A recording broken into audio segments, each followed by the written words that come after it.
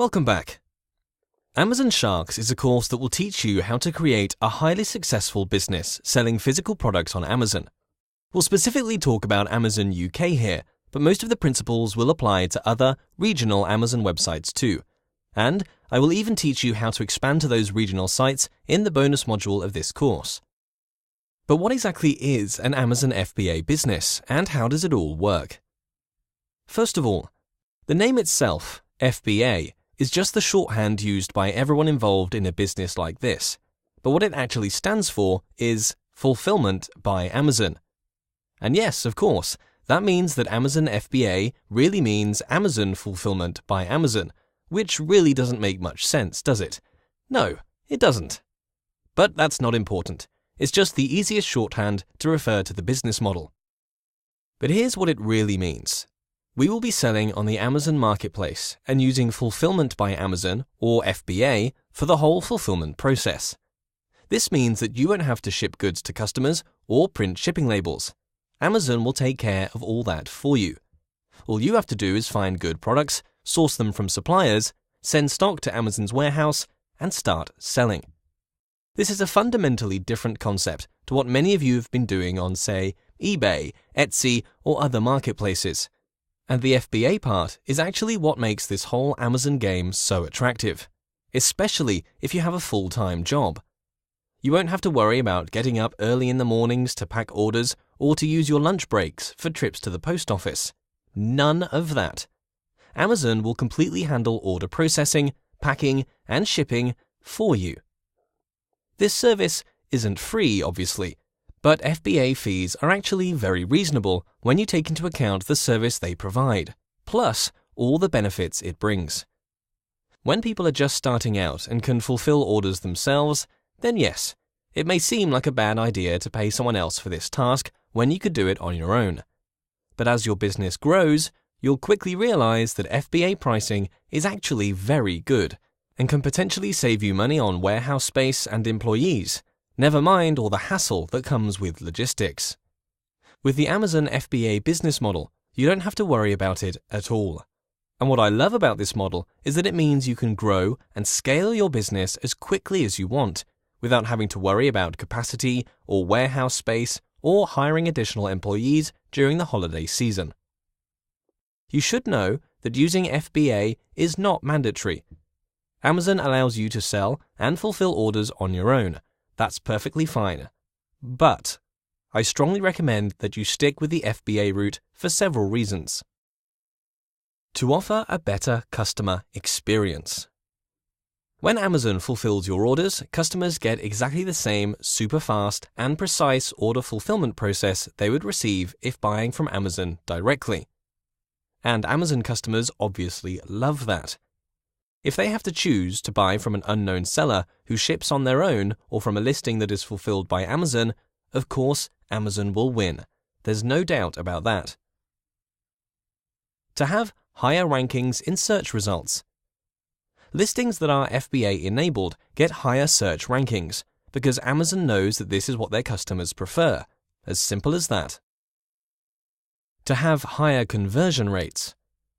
As I explained, if everything else about the product is exactly the same and the only differentiator is seller fulfilled or Amazon fulfilled, in the vast majority of cases, people will buy from the FBA listing, so it directly affects your conversion rates.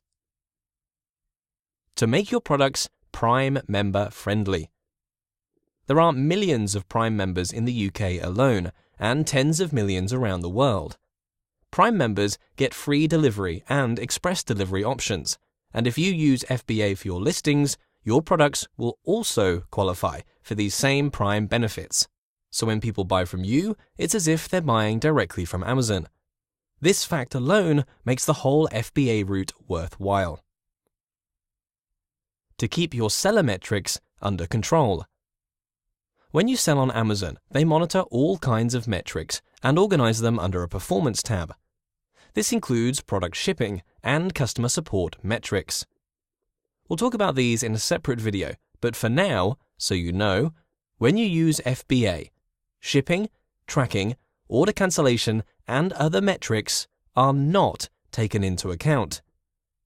Basically, Amazon says that they take responsibility for all of that, as they're the ones who fulfill your orders.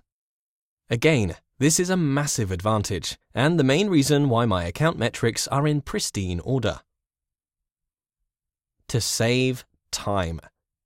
Who doesn't want more time on their hands, right? Exactly. There are people who run million-dollar Amazon businesses working just a few hours a day, and that's only possible through the power of FBA. Heck, there are days when I simply log into my Amazon account, check sales, and that's it. I leave it until the next day. Obviously, this is more like a maintenance mode, as usually you'll want to optimize things, research new products, etc.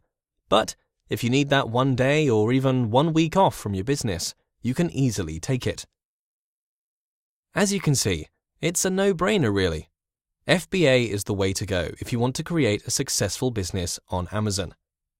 Does it all sound too good to be true? Aren't there any negatives to the whole setup? Well, yes. There are a few downsides too.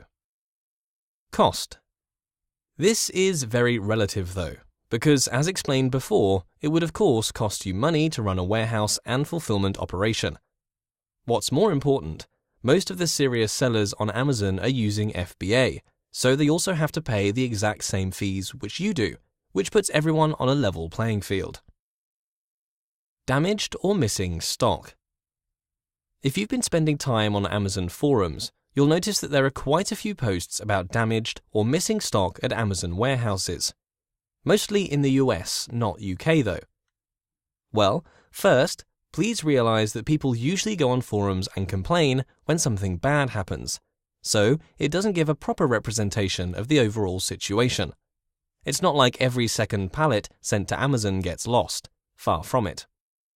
In my personal experience, only once has there been a situation with stock.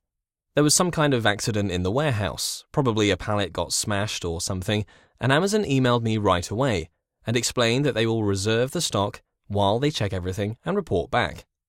After 2 days, they sent me an email to say that the stock has been checked and everything is fine. And if the stock was damaged or lost in the warehouse, Amazon does compensate sellers, and they pay the actual retail value of the goods that are lost or damaged. This means if you source a product for £2 and sell it for £10, Amazon will give you £10 if the item gets lost or damaged. I think that's more than fair.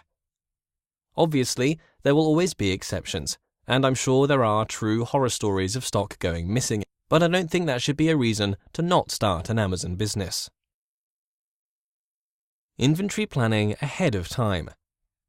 As you need to send stock to Amazon's warehouse, you'll have to plan ahead a bit to ensure you don't run out of stock. But this is something you will simply learn to do. If you're selling on a local marketplace, say you live in the UK and sell on Amazon UK, this is really not a massive problem. As from my experience, it takes just 2 to 3 days for Amazon to add your inventory to the system once it has been received. And that's it. Cost, in my opinion, is not a real downside, as it's just a business expense to be on Amazon, the same for every other seller. Damaged or missing stock? There's a risk with this, yes, but in 99% of cases, Amazon will compensate you at retail price. And we have to be realistic and accept that there are risks in business, and you can never completely eliminate that. The inventory planning is probably the one and only true downside, but I will show and teach you in later videos of the program how to use Amazon's inventory planner, historical sales, and common sense to make it all work perfectly. One other thing I want to mention about FBA. If you live in a country with no local Amazon marketplace, with the help of FBA, you can sell in any regional Amazon website you want, and basically be on the same level as local sellers. How cool is that? You can be living in Sweden or Poland, but sell on Amazon.com, the US website, and compete with American sellers. Customers will get the same fast shipping, and most of them won't even realize that you're not based in the US. The same applies to the Amazon UK website. You can sell on Amazon UK if you live in any other country, and take advantage of the fact that Amazon UK is not as competitive as Amazon.com is. And of course, the same can be said about Amazon.de and all other regional sites. There are no limits from your location, and your selling location. We'll talk in much more detail about exactly how FBA works, how you prepare packages and pallets to send to Amazon, how to avoid long storage fees, how to use Amazon FBA for orders outside Amazon, and many more topics in upcoming video lessons. For now, I just wanted to make sure you fully understand how Amazon FBA works and why it is the best way to build your Amazon business. I'll see you in the next video lesson.